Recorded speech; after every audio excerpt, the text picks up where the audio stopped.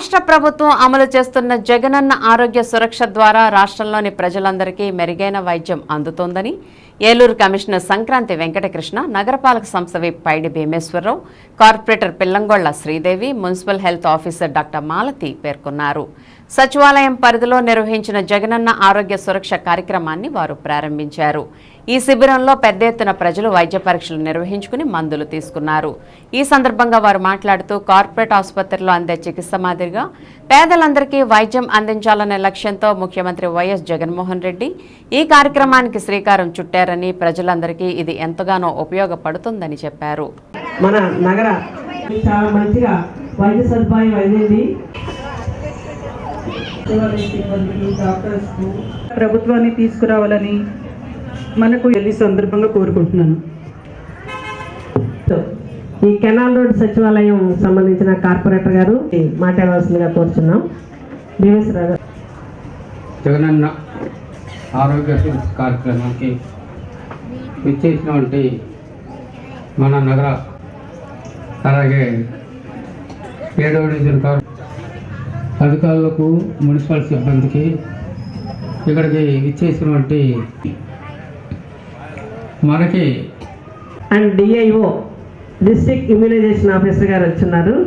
Welcome అండి. ఆయన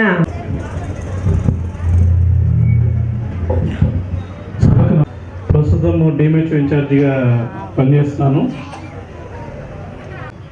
point first phase మనం 2 నెలలకు ఇదే దీంట్లో విడత గ్యాస్ ప్రాజెక్ట్ నిన్నటి నుంచి స్టార్ట్ అయింది కొత్త సంవత్సరంలో. జగనన్న ఆరోగ్య సురక్ష కార్యక్రమంలో ప్రతి ఇంటికి వచ్చి మీకు సంబంధించి ఆరోగ్యానికి సంబంధించిన సమస్యలు ఏమైనా ఉన్నాయా, ఉంటే కనుక మేము మీ ఆరోగ్యానికి భరోసా ఇస్తాము.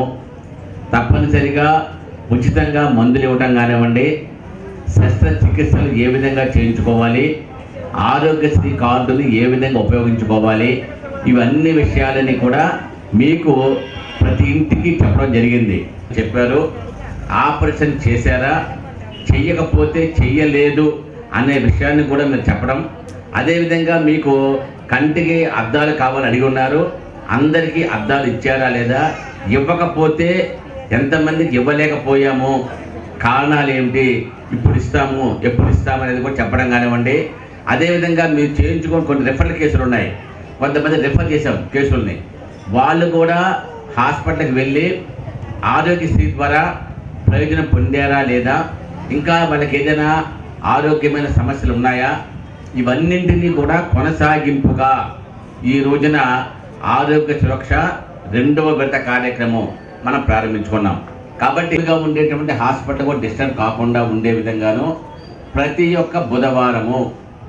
ప్రతి బుధవారము ఏలూరు నగరంలో, అదే అన్ని నగరాల్లో మాత్రం ఒక్క వారంలో ఒక్కరోజు మాత్రమే, బుధవారం మాత్రమే మీకు ఇటువంటి అవకాశాన్ని కల్పిస్తారు 2 సచివాలయాల్లో.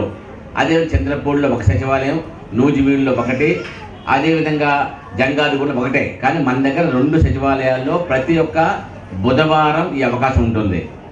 మన జగనన్న అందరికీ కూడా పేదలు ఇప్పుడు ఆరోగ్యంగా ఉండాలి, వాళ్ళకి ఏ రోడ్డు రాకూడదని సంకల్పంతోనే ఈ కాలంలో కూడా ఎన్నో 5 సంవత్సరాలు కూడా పాటుపడి నిరంతరం సమీక్షణ ఇచ్చేవారంటే మన జగనన్న. అలాంటి ఈ రోజునే జగనన్న ప్రవేశపెట్టిన అనేక పథకాలు కూడా మంచిగా ఉపయోగపడుతున్నాయి. అలాగే తల్లి దీవెన కానీ, అమ్మఒడి కానీ ఎన్నో రకాలుగా అందరికీ కూడా ఎంతో మన కష్టకాలంలో కూడా ఉపయోగపడితే ఈ పథకాలన్నీ మనకి తెచ్చిన ఘనత మన జగనన్న. ఏ ప్రభుత్వంలో కూడా ఈ రకంగా ప్రతి పల్లెటూళ్ళలో కూడా ఆరోగ్య సురక్ష కార్యక్రమం ఎక్కడా లేదు. నేను మొన్న ఒక ఊరు వెళ్తే యాని భీమేశ్వరరావు చాలా బాగుందండి, ఇది మన కార్పొరేట్ వైద్యం కన్నా ఈ జగనన్న సురక్ష వైద్యం చాలా మాకు నచ్చిందండి, చక్కగా మందులు కూడా ఇస్తున్నారండి, చక్కగా ఆరోగ్యంగా ఉంటున్నామని ఎంతోమంది ఈ గుండె మీద చేసుకొని చక్కగా రూపాయి ఖర్చు లేకుండా ఈ కార్యక్రమాన్ని ఈ మందులకి వాడుతున్నారంటే నిజంగా అదంతా మన జగనన్న చేసిన కృషి అని. గ్రామ స్థాయి నుంచి కలెక్టర్ వరకు ప్రతి ఒక్కరు భాగస్వామ్యులుగా ఉంటారు. ఇది రాష్ట్ర వ్యాప్తంగా జరుగుతుంది. గ్రామంలో 2 ప్రాథమిక ఆరోగ్య కేంద్రాలు ఉంటాయి. 2 డాక్టర్లు అందుబాటులో ఉండగా ఒకరు ఫ్యామిలీ డాక్టర్గా వ్యవహరిస్తారు. 104 వాహనం అందుబాటులో ఉంటుంది. అనారోగ్యం పేదవాడికి శాపం కాకూడదని ఆరోగ్యశ్రీని తీసుకురావటం జరిగింది. ప్రతి ఇంటి నుంచి గ్రామం వరకు ప్రతి చోట జల్లెడ పడుతూ అనారోగ్యంగా ఉన్న వారిని గుర్తించి తిరిగి ఆరోగ్యంగా తిరిగే వరకు చెయ్యి పట్టుకుని నడిపించాలి అన్న జగనన్న మాటలోని నిజాయితీని ప్రతి ఒక్కరూ గమనించాలని కోరుకుంటున్నాను. ప్రతి ఇంటికి ఏఎన్ఎం నిలయ టెస్టులు చేసే రెగ్యులర్ టెస్టులతో పాటు అవసరమైతే డెంగ్యూ, టైఫాయిడ్ మొదలైన టెస్టులు కూడా చేసి అనారోగ్యంతో ఉన్న వాడిని గుర్తించి జగనన్న ఆరోగ్య శిబిరాల్లో వీరికి చికిత్స అందించడం జరుగుతుంది. ఈ శిబిరాల్లో ఆరోగ్యశ్రీ ఎవరికి వర్తిస్తుంది, దీనికోసం ఎవరిని సంప్రదించాలి, ఎక్కడికి వెళ్ళాలి, ఎలా వెళ్ళాలి వివరాలతో కూడిన బ్రోచర్స్ను అందించడం జరుగుతుంది. అంతేకాకుండా దీనిలో అవ్వాతాతలకు కళ్ళ పరీక్షలు చేసి కళ్ళజోళ్ళు ఇవ్వటం జరుగుతుంది. ఇంకా కంటి శుక్లాల ఆపరేషన్స్ కూడా తగినంతగా టార్గెట్ చేయడానికి, అంతేకాకుండా ఎవరికైతే కళ్ళజోళ్ళు అవసరమవుతాయో అవి కూడా మనం సరఫరా చేస్తున్నాం. రూరల్లో బాగా జరుగుతుంది, అర్బన్లో ఎక్కువగా ఉండటం వల్ల కొద్దిగా స్లోగా నడుస్తుందండి. ఈ 2 విషయాల్లోనే స్లోగా ఉంది. అది ఈ జాస్ 2లో 100% రీచ్ అవుతామని మున్సిపల్ కమిషనర్ గారు చెప్పడం జరుగుతుంది.